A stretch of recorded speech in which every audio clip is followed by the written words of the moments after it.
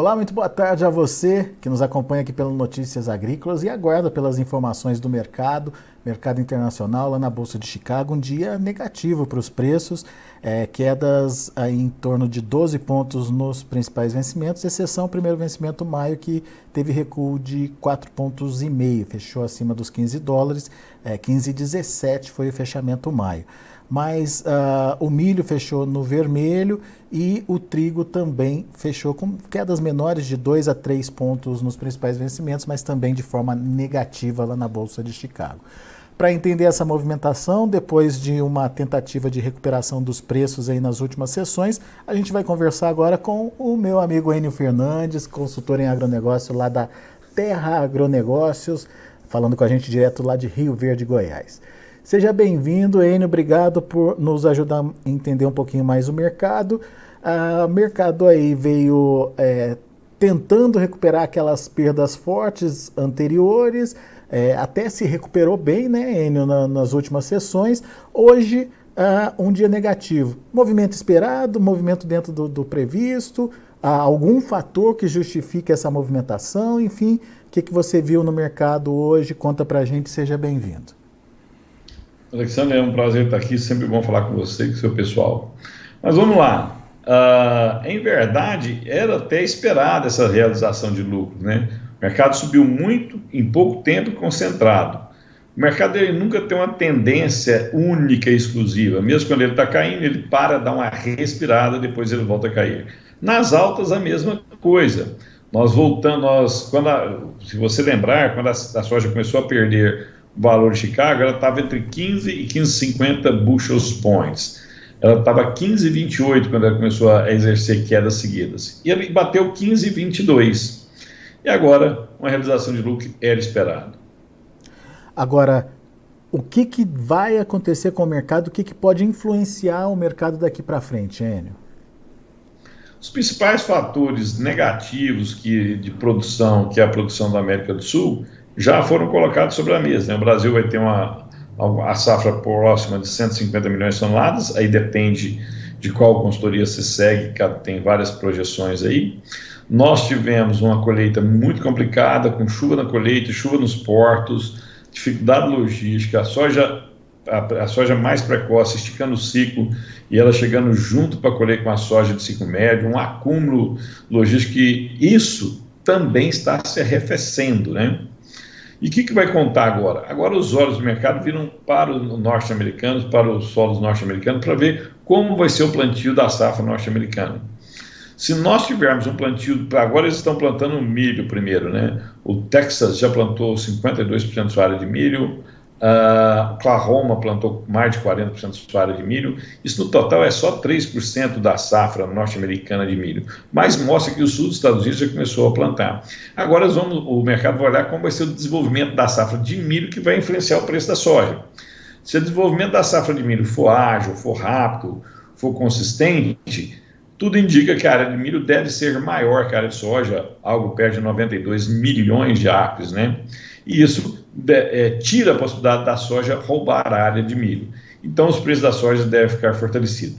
Se eu tiver problemas mais sérios no plantio do milho norte-americano, a tendência é que soja consiga crescer um pouco a área. Isso vai amenizando a força altista dela, ela começa a recuar nas cotações. O jogo é bem esse. E nesse exato momento, quais são as preocupações do mercado?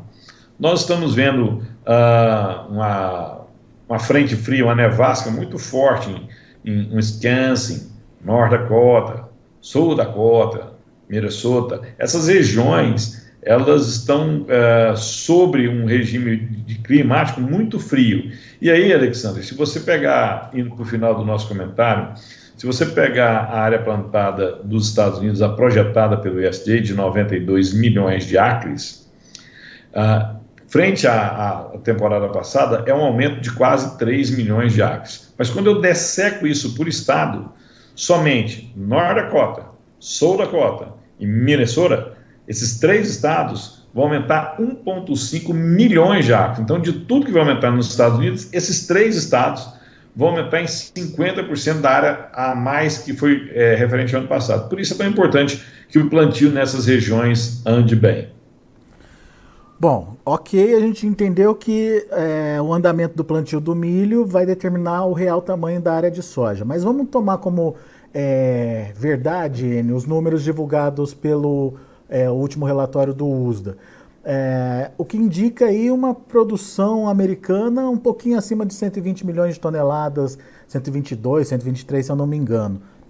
Como é que a gente entende essa produção americana? É uma produção que tranquiliza o mercado, que somada a uma produção cheia no Brasil, vai dar mais calma, tranquilidade aí para os compradores, hein? Para a gente olhar para o futuro e tentar entender, a gente tem que dar uma olhadinha para o passado. Vamos lá, vamos pegar os dados do USDA. A gente tem que trabalhar com dados, não com achismo, né? 87,5 milhões de acres, a projeção do USDA é 52 bushels por acre. Quando eu faço essa conta, eu vou ter uma produção entre 122 e 123 milhões de toneladas. Então, esse é o número que está sobre a mesa hoje. Aí eu faço as contas de exportação, crush, esmagamento e os internos, seeds, sementes. O que me sobra? Os americanos, quando chegar no fim dessa temporada que está plantando agora, ela só termina em agosto de 2024, eles terão um estoque de passagem perto de 8 milhões de toneladas, 7,9 a 8 milhões de toneladas. Isso é mais ou menos, aproximadamente, 18, 20 dias de consumo nos Estados Unidos, estoque e uso. É um estoque baixo, por isso que os preços estão próximos a 13 dólares por bushel. Preços a 13 dólares por bushel não são preços baixos. E o USDA apresentou todas essas contas. E no Outlook Forum, ele ainda apresenta quais são os preços médios que os produtores norte-americanos devem receber. Ele estima que o produtor norte-americano deve receber 12,9 bushels, dólar por bushel pela soja, né? E nós estamos com 13 e pouco, 13,30, 13,20, quer dizer, estamos muito próximos dos preços projetados. Esses preços podem subir? Podem, se eu tiver problema na safra nos Estados Unidos ou se eu tiver ameaça de problemas na safra de soja dos Estados Unidos. Uma safra normal, uma safra tranquila ou uma safra maior, uma área plantada um pouco maior do que o esperado, aí nós vamos ver esses preços podendo vir abaixo de 12,5, 12,20 dólares por bushel. De novo, essas cotações não são nossas, são projeções realizadas pelo USDA, e lembro, não é qualquer um que é economista do USDA, né, economista-chefe do USDA, você tem um grupo muito preparado lá. Então a gente tem que respeitar os dados que eles colocam sobre a mesa. Daí você citou 12,5, 12,20 como um piso aí diante de uma safra boa. Mas e se tiver problema, Enio? Para baixo, o mercado é muito extremista, né? Quando para baixo, quando o mercado está negativo, as pessoas acham que o fundo do poço não existe. Quando é altista, o céu é o limite, né? Depende do tamanho do problema. Nós já tivemos uma quebra fantástica na América do Sul ano passado, né? Você vai lembrar, o Brasil perdeu 20 milhões de toneladas, o Paraguai perdeu 6 milhões de toneladas, os Estados Unidos tinham perdido 4, ou seja, a América do Sul perdeu quase 30 milhões de toneladas na temporada passada, e nós vimos os preços flertarem com 17 dólares por bushel, 16 dólares por bushel. A depender do que acontecer nos Estados Unidos, nós podemos ter sim preços acima de 15 dólares por bushel, mas eu preciso ter problema. Eu preciso ter um problema grave na safra dos Estados Unidos. Eu preciso ter uma produção pequena nos Estados Unidos. E isso vai com produção pequena, para eu segurar o estoque na mão, para segurar o abastecimento meu na mão, eu preciso subir preço. O inverso também é verdadeiro. Safras tranquilas, os preços cedem. Quando a gente olha o potencial de demanda é muito positivo. Os biocombustíveis crescendo, muita atenção, mas extrema atenção ao preço do barril de petróleo, principalmente o West Texas Index, o WTI. Ele tem uma relação muito forte com o preço do milho, que consequentemente tem uma relação muito forte com o preço da soja. Então, preço do petróleo em alta, mostrando uma demanda mais firme, uma escassez de petróleo, eu vou usar mais biocombustível, é um ponto a ser olhado. Um bom desenvolvimento de safra é outro ponto a ser olhado, né? Mas quando eu pego tudo isso junto e misturado e olho, preços abaixo de 12 dólares por bushel, teria que ter estoque de passagem mais robustos. É só você olhar nos últimos 3, 4 safras que nós estamos entregando agora, os estoques sempre orbitaram um pouco acima de 7, né? Agora, nessa passagem agora desse ano, essa safra que está terminando, um pouco acima de 5 milhões de toneladas de tonelada de soja nos Estados Unidos. Mostrou os preços perto de 15. Então, quando eu faço essa curva preço, estoque, os números do USA são bem factíveis. Muito bem. Diante dessa consideração de oferta, né, a expectativa agora é o que vai acontecer com a oferta, principalmente com o desenvolvimento da safra lá nos Estados Unidos. O que a gente pode esperar da demanda, Enio? A demanda pode surpreender, na sua opinião, ou a demanda meio que já está dada, hein? Alexandre, essa é uma pergunta muito interessante, né? A gente não pode ter a irresponsabilidade de falar que não está preocupado com demanda. Nós podemos ter um fato novo, né? E a gente teve N fatos novos. Vamos pensar junto aqui, desde 2018 para cá. Eu gostaria que você lembrasse comigo. Nós tivemos febre suína africana, que ia afetar a demanda.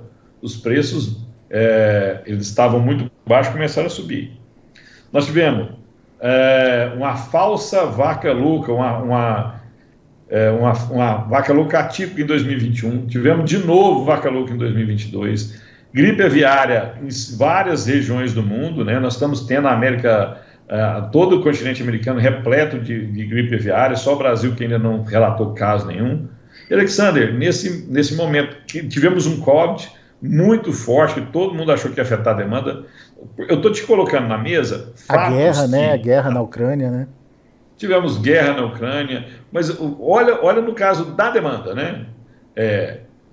Uma carne fraca, febre suína africana, gripe aviária 1, gripe aviária 2, gripe aviária 1, depois vaca louca 1 e vaca louca 2. Mesmo com esse cenário, os estoques ficaram baixos.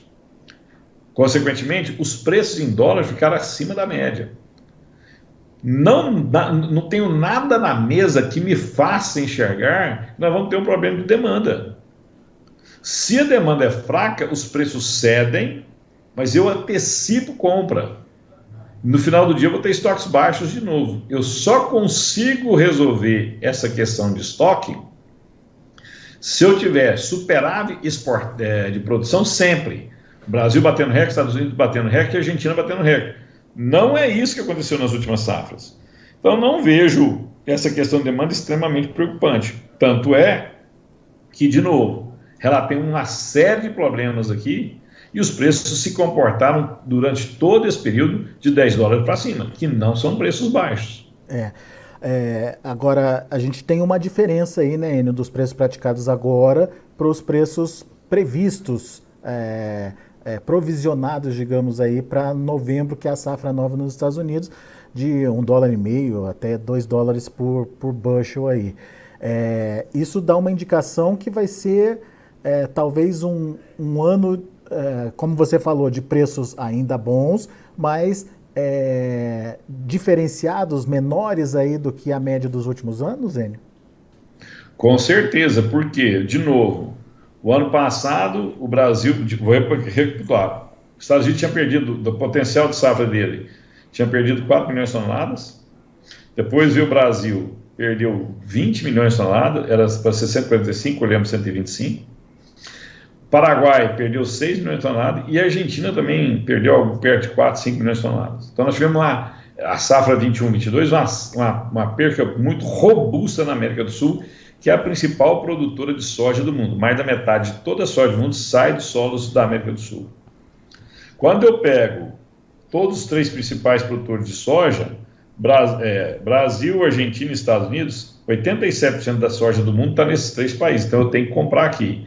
Em 2021 para 2022, todos esses três produtores quebraram safra, em maior ou menor intensidade. Vamos para a safra 22-23. O Brasil está entregando uma boa safra, mas a Argentina perdeu de novo 20, 25 milhões de toneladas. Uma outra quebra importante. O mundo não vai ficar com quebra de safra uma atrás da outra, né? Consequências seguidamente assim.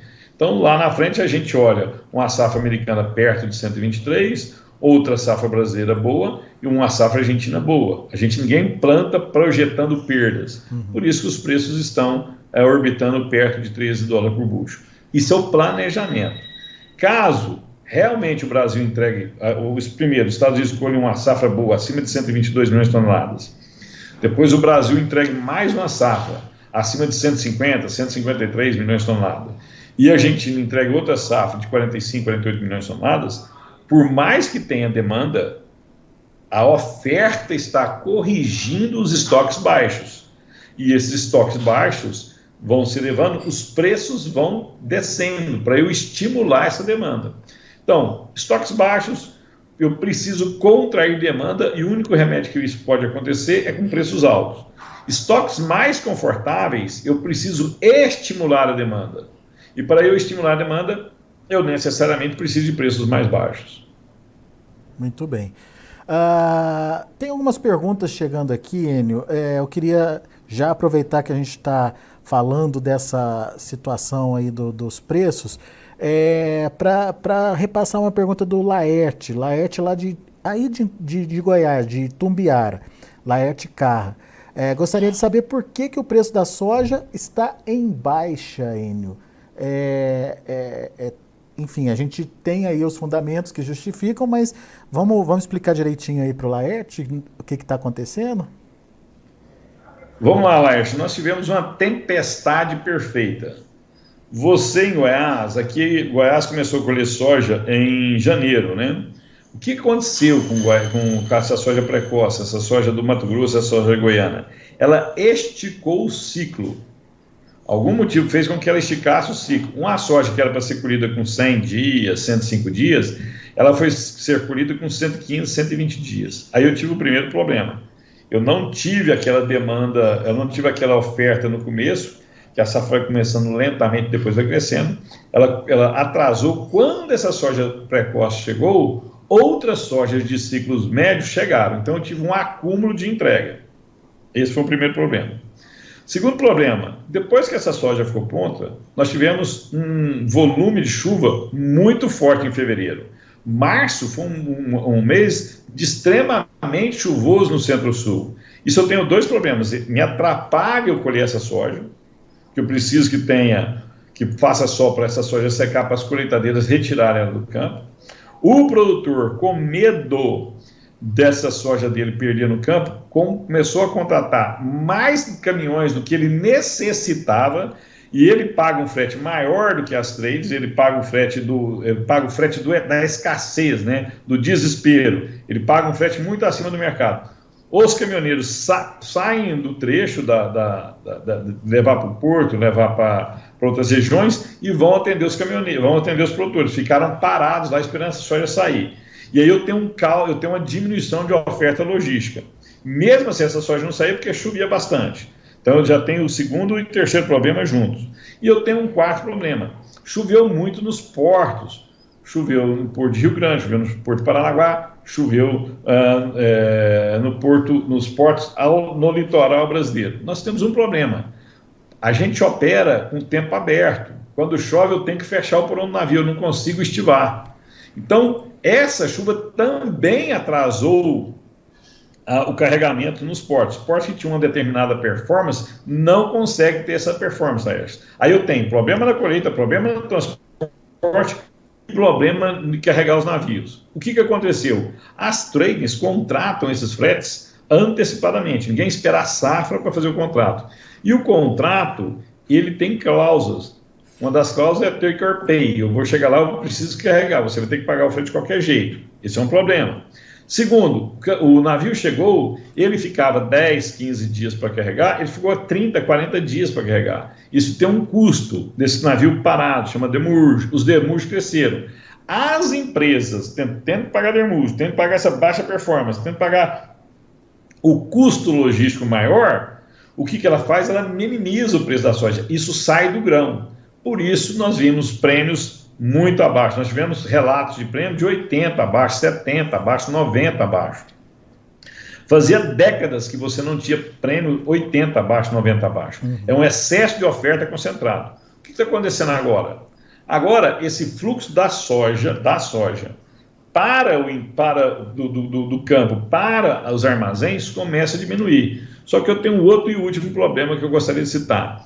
os produtores chegaram muito pouco vendidos. Então eu tenho aquela série de problemas, 4, 5 problemas que eu citei para você, e ele chegando precisando pagar a conta, 30 do 3, 30 do 4, ele ofertou. Então, além do problema operacional dos portos, além do problema de colheita, além do problema de logística, além do problema de chuva na lavoura e nos portos, eu estava pouco vendido e eu super ofertei. Foi uma tempestade perfeita que fez os prêmios cederem.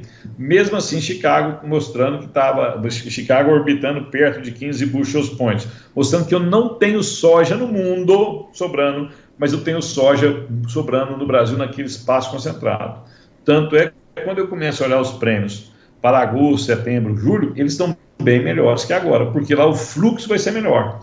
Outra coisa, só para finalizar, Laerte, o clima agora, de abril em diante, as chuvas tendem a diminuir no centro-sul.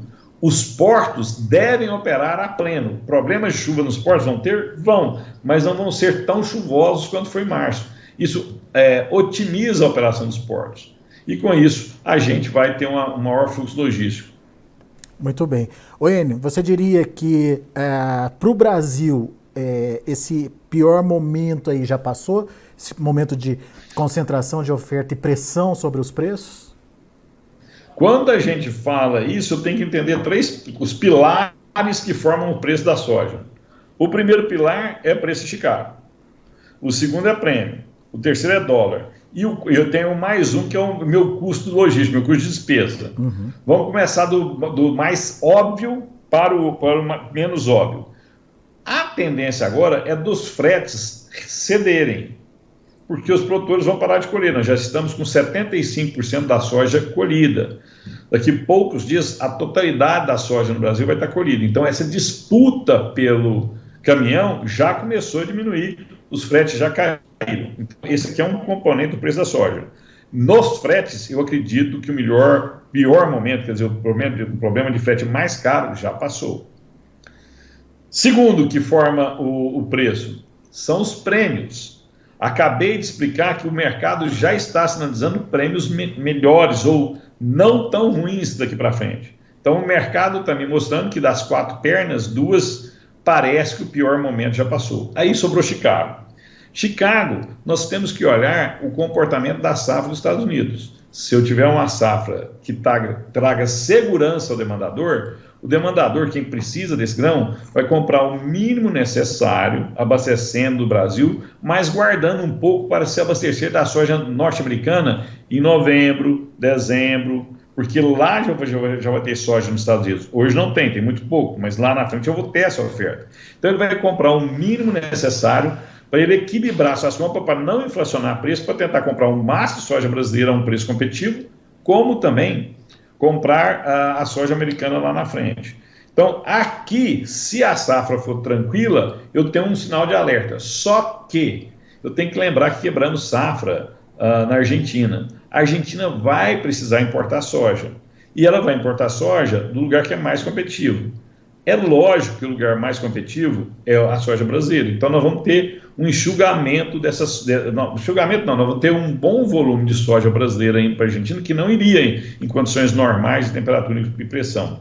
Segundo, com a Argentina fora do jogo, eu tenho um limitador de queda nos preços do farelo e do óleo. A soja em si, ela não tem preço, ela é resultado do preço do farelo e do óleo. Então, eu tenho uma sustentação nos preços do farelo e óleo. Outro ponto, nós estamos mudando a nossa matriz energética de novo no biodiesel, de B10 para B12. É mais consumo de óleo diesel, é mais consumo de biocombustível, de óleo de soja, basicamente. 70% disto é óleo de soja do biocombustível. Então, também favorece. Então, quando eu olho essa situação, a não ser que eu tenha uma safra dos Estados Unidos muito tranquila, a tendência, como o mercado já mostra, a tendência dos preços é cair. Só que qualquer ameaça disso, que a gente tenha uma sinalização que a área de soja pode ser menor ou que o clima não é muito favorável, esse demandador, ele sai da zona de conforto, ele começa a comprar mais antecipadamente do Brasil, garantindo o volume que ele precisa brasileiro e deixa a safra norte-americana mais para frente. Isso estimula o preço. Também é um fator altista em Chicago. Sobrou o último ponto, que é o dólar. Agora, dólar é difícil a gente dar alguma opinião, por quê? porque o dólar não é só uma questão econômica, é o que acontece, se vai prender o Trump ou não, se vai ter um problema ou não. Já imaginou se quebra um grande banco americano? Nós vimos quebrar um grande banco suíço, nós vimos 3 bancos importantes dos Estados Unidos quebrar. Agora, já pensou se um grande banco tem problema? Tudo que eu te falei, ele cai por terra, porque aí vai ter uma aversão ao risco, todo mundo vai vender ativo para cobrir prejuízo e o dólar pode subir. Então, nessa questão do câmbio, a gente tem que olhar os sinais que são mais plausíveis. E o sinal mais plausível do mercado é o Boletim Focus do Banco Central, que sai toda segunda-feira, as 100 maiores consultorias projetando a moeda norte-americana. E o que eles estão me projetando? Hoje estão projetando o câmbio final do ano a 5,25. Ele está a 5,10. Então, assim, é muito próximo, né? Então, eu acredito que quando eu ponho tudo sobre a mesa, acredito que sim, que os piores momentos já passaram, mas ele tem que estar atento à safra norte-americana, porque eu tenho um degrau. Hoje, a soja nos Estados Unidos, essa soja spot, ela é 15 bushels points. A de março, novembro lá na frente, é 13,20 bushels points.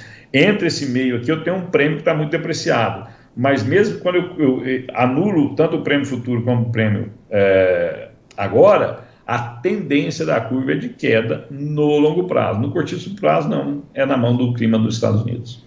Pois é, agora a pergunta que vale $1 milhão, Enio.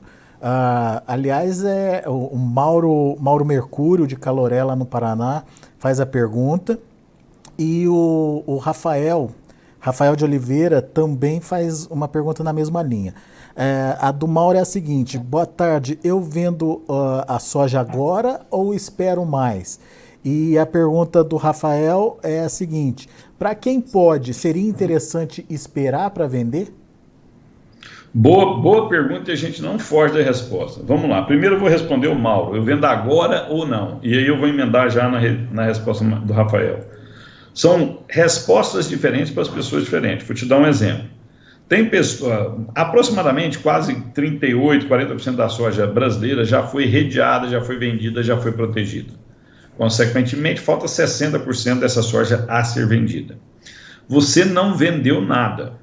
A sua conta vence 30/4. Você precisa pagar compromisso 30/4. Para você não pagar o seu compromisso 30/4, você está indo na revenda, ou na empresa, ou no banco, prorrogando essa dívida. Se você está prorrogando essa dívida, você está comprando o juro contra você. E a taxa de juros nós estamos vendo onde está. 12%, 13%, 14% ao ano, 15% ao ano. Como é um juro de prorrogação, às vezes vão te cobrar 18%, 20% ao ano. Não é saudável você tomar um risco desse. Às vezes você acerta prêmio, às vezes você acerta Chicago, e às vezes você acerta frete, mas você erra no dólar. O dólar dá uma caída muito forte por algum motivo que não está no nosso cenário. Você pagou juro muito caro e o dólar caiu. Você acertou 3 pernas da comercialização e errou uma. Para que tomar um risco desse? Para que assumir um risco desse? Você não tem, quem precisa comprar compromisso, o direito dele de prorrogar isso está ficando muito caro, porque ele vai ter que pagar um financeiro. Eu tomaria cuidado, eu liquidaria meu passivo para depois pensar em ganhar mais ou menos uma operação. Essa é uma resposta para o Mauro. Vamos pegar o caso do Rafael. Rafael, assim, em podendo esperar, eu posso esperar? Aí a pergunta é, para quando, Rafael? Esperar para maio, junho é um cenário. Eu esperar para dezembro é outro. E a pergunta que eu preciso fazer é o seguinte: qual é o preço que lhe apetece, que lhe interessa a venda? Você tem que ter um plano comercial. Em determinado preço, eu cubro meus custos e tenho a margem que me atrai. Nesse preço eu vou vender. Você tem que ter isso planejado, porque senão sempre amanhã é o melhor dia. Amanhã é o melhor dia. Eu só vou saber que foi o melhor dia quando o mercado cair. E a gente não pode só ficar escutando o mercado sem ter um planejamento. Vou lembrar aqui, o ano passado, você vai lembrar, Alexander, a soja estava em determinados patamares de preço e muita gente do interior escutou algumas consultorias falando, vai a R$200, vai a R$200. E não vendeu. E o preço foi caindo e não vendeu e segurou para esse ano. Qual é o preço? Eu preciso ter um preço-alvo, eu preciso ter um planejamento. Daqui para frente me atende. Não quer dizer que você vai vender toda a sua safra, mas Atingiu aquele preço-alvo seu, você começa a vender. Outra coisa que o Rafael precisa pôr na conta, vamos pegar a soja Porto hoje, 150, 155 reais aproximadamente, 150 reais uma soja nos portos brasileiros hoje.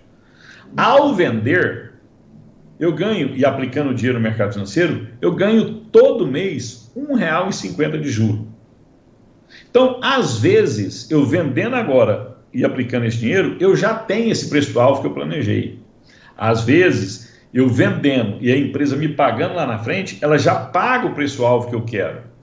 Então, a resposta é: tenha seu preço-alvo em mãos, planeje ele, e aí você cria estratégia para ele acontecer. Em caso esses preços sejam atingidos, comece a sua comercialização, tenha um plano de comercialização. E aí eu acho que se você fizer isso, a chance de você errar é muito pequena. Muito bom. Enio Fernandes, meu amigo, obrigado mais uma vez pela disponibilidade de estar aqui com a gente. Obrigado por trazer essas dicas aí para o produtor, principalmente nesse momento de incerteza, né? Tá começando o mercado climático nos Estados Unidos, e daí o que vai acontecer com a safra por lá? Como você mesmo disse, tem duas possibilidades, da safra muito bem e da safra muito mal. Isso traz diferentes direcionamentos para o preço. E vai arriscar tudo? Vai esperar o quê, né? Tem que ter planejamento. A dica do Enio Fernandes é muito importante nesse momento, saber o momento de participar e não deixar de participar quando a oportunidade aparecer. Isso é fundamental aí. Meu amigo, obrigado, viu? Volte sempre. Um abraço, sempre um prazer estar com você. Eu queria mandar um abraço para o Laerte, para o Mauro e para o Rafael pela pergunta. Valeu, Enio. Abraço para você. Tá aí Enio Fernandes, direto lá de Rio Verde, Goiás, direto da Terra Agronegócios, conversando aqui com a gente, trazendo as informações do mercado da soja. Aliás, obrigado ao pessoal que participou com a gente também, mandando suas perguntas, pessoal do YouTube. Lembrando que para fazer perguntas pelo chat do YouTube é preciso estar inscrito aqui no canal. Então, faço aí o convite para que você se inscreva no canal do Notícias Agrícolas aqui no YouTube.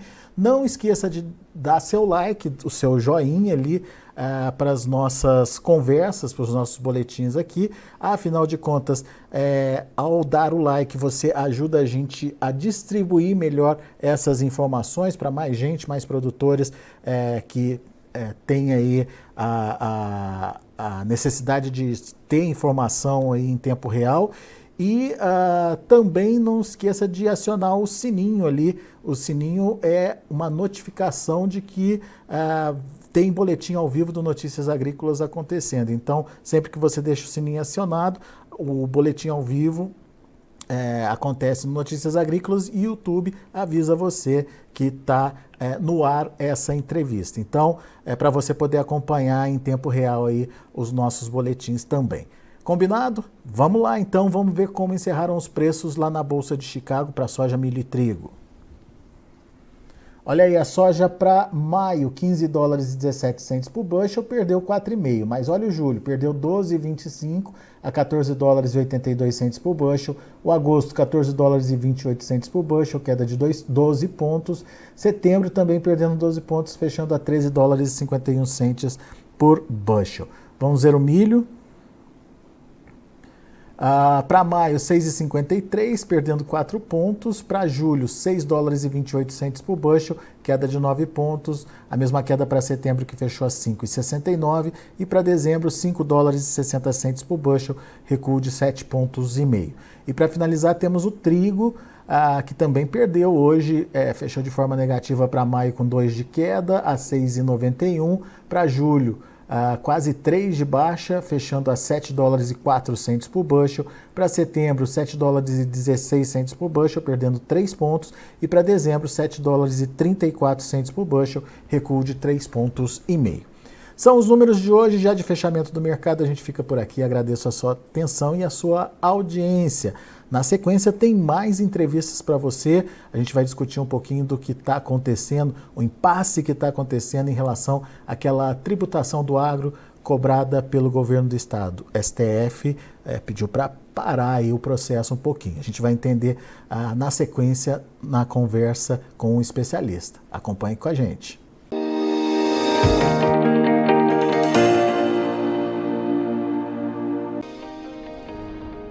inscreva em nossas mídias sociais, no Facebook Notícias Agrícolas, no Instagram @Notícias Agrícolas e no nosso Twitter @Notiagre. E para não perder nenhum vídeo, não se esqueça de nos acompanhar no YouTube e na Twitch, Notícias Agrícolas Oficial.